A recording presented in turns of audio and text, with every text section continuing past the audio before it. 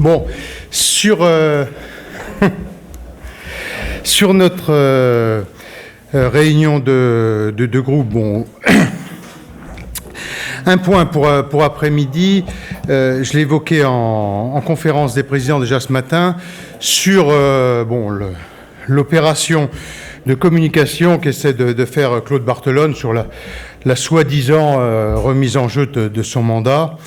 Tout cela n'est pas au niveau. Soit il remet en cause son mandat et à ce moment-là, c'est fait avec la hauteur qui convient et la dignité qui convient, c'est-à-dire qu'il le remet devant l'Assemblée.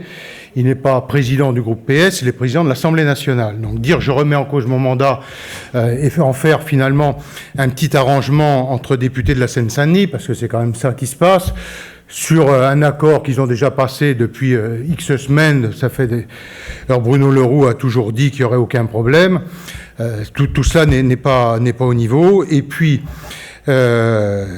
au-delà de cela, les propos qu'il a tenus à l'égard de Valérie Pécresse sont inacceptables. Donc on attend du président de notre Assemblée à l'égard d'un député de l'Assemblée nationale qu'il retire ses propos ou qu'il présente des excuses publiques, mais je veux dire, après tout ce qui s'est passé, les dérapages successifs de Claude Barthelone pendant la campagne, on sort de notre réunion de groupe et personne aujourd'hui ne peut imaginer qu'il remonte sur le perchoir comme si de rien n'était.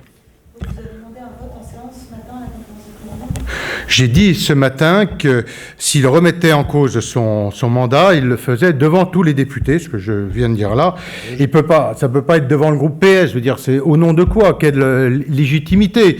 L'élection, qu'ils aient une primaire interne, c'est leur problème. Mais il est président de l'Assemblée nationale, il communique lui-même sur le fait qu'il remet son mandat en cause. Donc, qu'il ait un petit peu de panache. Il en a un peu manqué en fin de campagne, c'est le moins qu'on puisse dire avec les dérapages successifs.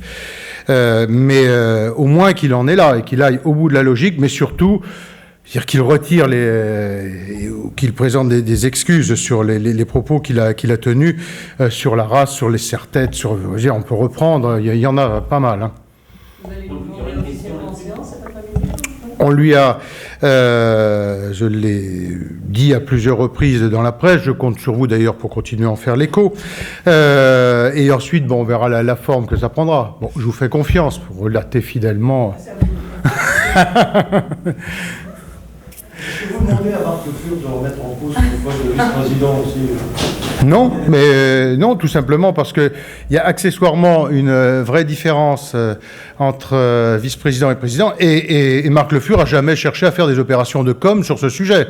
Alors que Claude Barthelone arrête pas de répéter depuis des semaines, c'était d'ailleurs un des axes de campagne, pour cacher le fait qu'il était incapable de choisir entre rester au perchoir et être candidat. Il disait mais qu'il remettrait en cause son mandat. C'est lui qui a été sur ce terrain-là, donc il l'assume jusqu'au bout. Est-ce que Valérie Pécresse et Laurent Wauquiez, entre autres, vont poser des questions cet après-midi ? Non. Ils m'en ont pas fait la demande. S'ils l'avaient fait, je leur aurais donné volontiers une question, mais ni l'un ni l'autre me l'ont demandé. Est-ce que les députés élus présidents de région qui ont fait connaître leur intention de quitter l'Assemblée, vous ont dit à quel moment ils le feraient ? Non, il y a, de toute façon, on est sur un délai de mémoire, ça doit être 30 jours, je crois, plus alors après les délais de recours, donc je sais pas, non, aucun m'a dit. De recours s'il y a des recours sur l'élection, hein. Mais sinon c'est 30 jours, je crois, 30 jours après la prise de fonction, donc non, c'est pas tout de suite. C'est bon? Comment s'est passé la réunion de groupe ce matin et Nathalie Fausse-Morizet était-elle présente?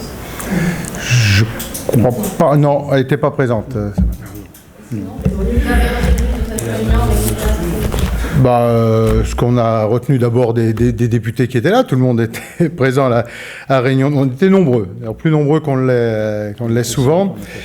Sinon, on a refait le point sur les élections, on a redébattu du calendrier sur les primaires, on est sans trahir de secret sur des points qui devront être tranchés. Mais bon, moi j'avais mis 2 conditions.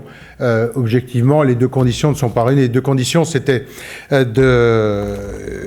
d'avoir l'assurance de la faisabilité technique, parce que bon, c'est pas anodin, et ensuite que ça fasse l'objet d'un consensus entre les candidats. Bon, ça fait pas l'objet d'un consensus entre les candidats, donc à partir de là, on maintient les dates, enfin ce sera la haute autorité au bureau politique, c'est pas le groupe qui décide là-dessus, mais bon, ce que je peux déjà vous dire, c'est voilà. Oui, ça bouge pas. Ouais. Dans la mesure où il n'y a pas d'accord, je veux dire, on va pas. Sur les 2 textes de demain. Voilà, la modification des règles de la campagne. On votera contre. Bon, d'abord, j'avais eu l'occasion de le dire à Jean-Jacques Urvoas. Bon, ces bricolages à chaque fois à 1 an de l'élection présidentielle. Je pense que s'il y avait vraiment une volonté de modifier là aussi de manière consensuelle et unitaire, on ne le fait pas quand on arrive à 1 an de la présidentielle, parce que le temps que le texte fasse les navettes, on sera à 1 an de la présidentielle, donc c'est pas là qu'on le fait, avec un avantage quand même énorme qui est donné au président sortant sur le délai des 6 mois. Et sur l'autre texte, sur le Savary, c'était là-dessus, hein ? Ouais, sur le texte Savary, on votera contre, bon, sauf si les choses évoluaient, à savoir que nos amendements qui ont été repoussés en séance, qui ont été repoussés en commission, soient pris en séance. Mais à ce stade, on est sur une position d'opposition. Alors après, à affiner en fonction des amendements. Bien, je crois qu'il y a le PS qui frappe à la porte.